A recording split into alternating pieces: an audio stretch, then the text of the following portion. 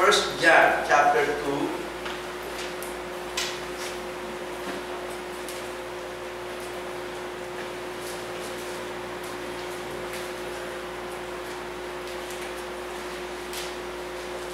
Sabi po ng banal na kasulatan ay ganito.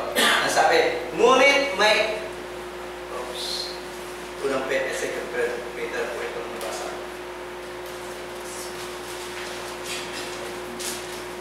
Okay, chapter 2 po ng 1 John. Verse 1 po ang ating mabasahin. Sabi ito, "Mamunti kong mga anak, ang mga bagay na ito ay sinusulat ko sa inyo upang kayo'y huwag magkasala. At kung ang sino man ay magkasala, ay may tagapamagitan tayo sa Ama, si Kristo Jesus na matuwid." Dito naman po, ang sa pagkakasalin po ng tagapamagitan.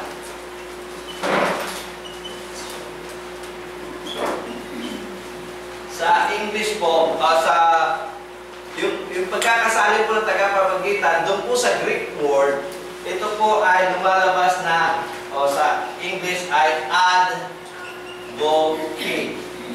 Ibig sabihin, siya po ay ang ating lawyer o tagapagtanggol. Okay? At alam naman natin na pagdating ng ating Panginoon Kristo, siya rin ang judge. Siya yung mahato. Diba, sabi ng mga Bautista, hindi ako ang Kristo, pero pag dumating na yung Kristo, siya yung may dalang kalaykay, no? Tapos sa atin, iipunin niya ang mga trigo sa bangan, ibig sabihin, i-execute niya yung kanyang judgment, at ang dayami sa apoy na lalagay niya yung dayami sa apoy na hindi mapupit na. So makikita natin, pinakikilala ng Biblia na si Kristo ay ang ating judge, pero makikita natin, ipinakikita sa 1 John chapter 2 verse 1 na ang ating Panginoon Kristo mismo ang ating lawyer, ang tagapagtanggol natin sa ating kaso. So makikita natin kung siya ang judge at siya rin ang ating lawyer, nakasisiguro tayo na tayo ay panalo sa kaso. Kung siya ang judge, siya ang jury, siya rin mismo ang award giver, na sinasabi dito sa banal na kasulatan, natitiyak tayo ng kasiguruhan ng ating tatanggaping reward sa ating pananampalataya. So yun po yung ibig sabihin ng sumulat ng Hebrews. No, huwag tayong mag-alala sa takbuhing ating inaharap, sapagkat mismo ang ating Panginoon Kristo ang magja-judge sa atin, at mismo ang ating Panginoon Kristo ang ibibigay sa atin ng reward dahil sa ating pananampalataya.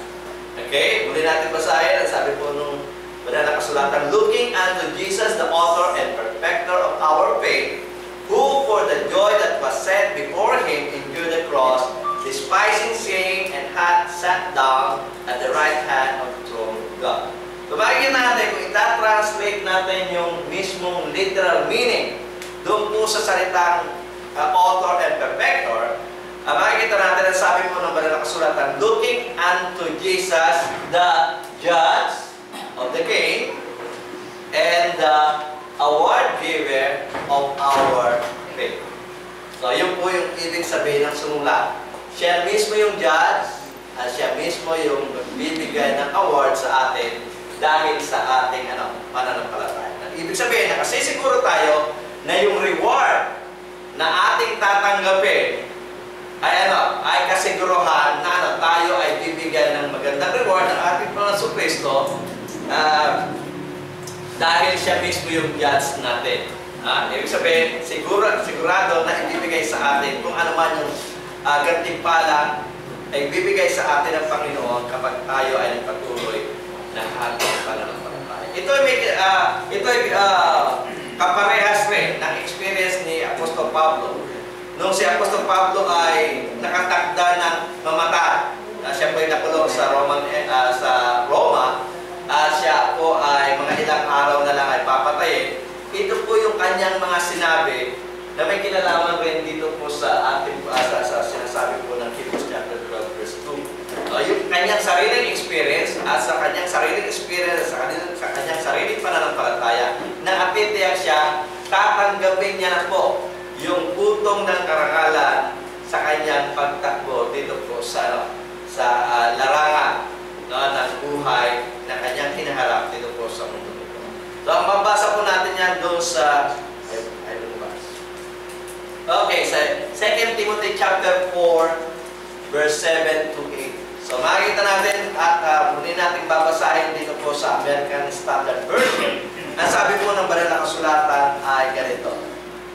Ito po ay tagpo sa kasaysayan na kung saan mamamatay na siya po sa Pablo. Nakakulong po siya sa Roma.